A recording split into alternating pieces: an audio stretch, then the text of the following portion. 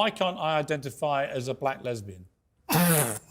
Well, firstly, I mean, it was. Well, I'm serious. If I can identify as anything without any need to prove I'm actually what that is, why can't I, on International Women's Day, say I'm Piers Morgan, I'm a black lesbian? I think taking it to a kind of absurd status. I think that's talking about quite a with strong respect, I think that change. you'd already opened the absurdity door by saying it is limitless. You can do what you like. Anyone can say I'm a woman. So I simply ask you, why can't I? Wait a second. Did she just say that? That this is no big deal? Piers Morgan isn't going to let that slide.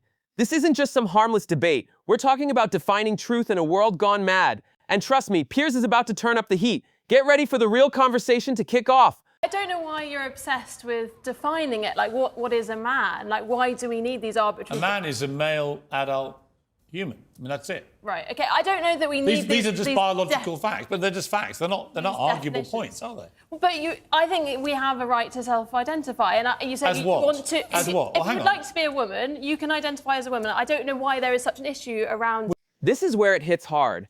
Piers is about to expose how a male rapist used gender identity to manipulate the system. This isn't a debate. It's about truth and safety. Let's see if this wakes anyone up. We've literally just seen a male rapist use that scam to get himself put into a female prison where he could attack vulnerable women inside a female prison, when even his ex-wife said it was all a scam.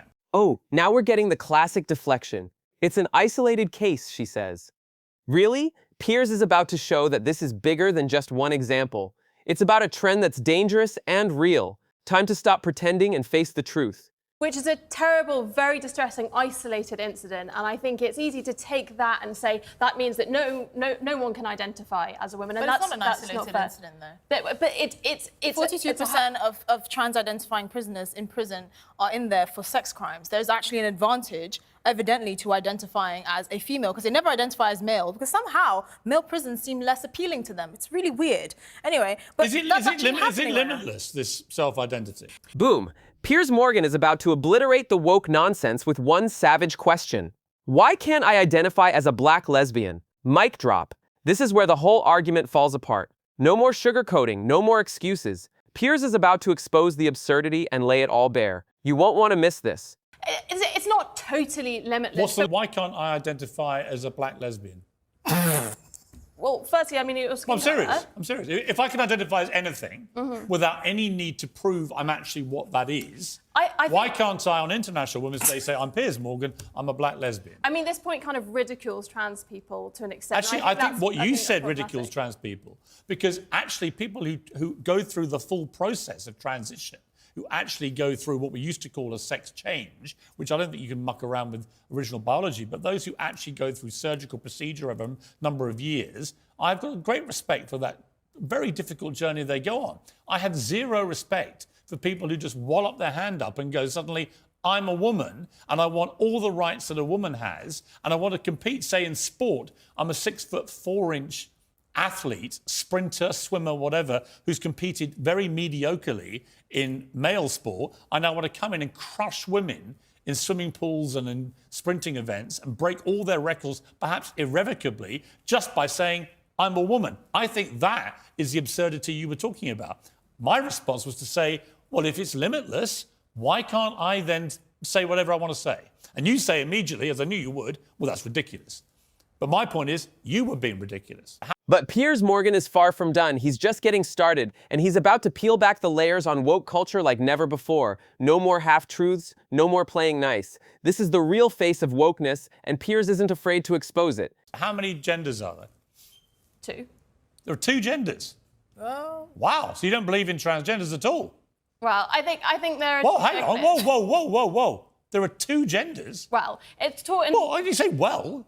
You've literally just launched this huge defence of transgenderism. Now you've eradicated it. I think there's... If there are 2 genders, you mean male and female, right? There's gender fluidity. I will... Fluid between what? Between what? Between different identities, and we can choose different identities. You see how difficult this is, though? But it is difficult, but I think making... But it's not difficult until you make it difficult. You see, the BBC has done teaching videos to 11 and 12-year-olds where they say there are 100 genders. One of them was astrogender, which is an affinity with the stars and the galaxy. My response to that, on the last show I did, was to say, well, in that case, I identify as a 2-spirit penguin. I was then told I was being ridiculous, but I made the same point. The ridiculousness is the BBC teaching kids there are 100 genders. There aren't. It is absurd. Do you understand that part of the argument? And just when she thinks she's got him cornered, Piers Morgan shuts it down like no one else can. She tries to call his words ridiculous, but Piers is about to turn that frenzy right back at her. Watch how he puts her in her place with one response: game over. I think we whip ourselves into a frenzy thinking these things, and this language that you mentioned at the start of the show, I don't think you hear that language used that often in like everyday speech. Which language? And I think what you were saying. Oh no, these are on NHS websites. No, this is where you're wrong. This is actually NHS websites in many cases. They genuinely call women chest feeders, birthing partners. They dare not say anything gender specific to women in case some trans people don't like it. To which I say, where are the rights of women to be called what they want to be called? Why does all language have to be degendered for a tiny minority of people? Piers Morgan is known for challenging the absurdities of modern culture, and when it comes to wokeness, he doesn't hold back. In one of his boldest moments, he confronts a transgender activist about the dangerous consequences of identity politics. The activist argues that anyone can identify however they choose, but Morgan immediately questions the very foundation of that argument. He doesn't just present a theoretical debate, he brings up a real-world example that destroys the idea of limitless self-identification. A male rapist, exploiting gender identity laws, managed to place himself in a women's prison. The activist tries to brush this off as a rare, isolated case, but Morgan won't let that slide. He brings the conversation back to the core issue: what happens when definitions lose all meaning?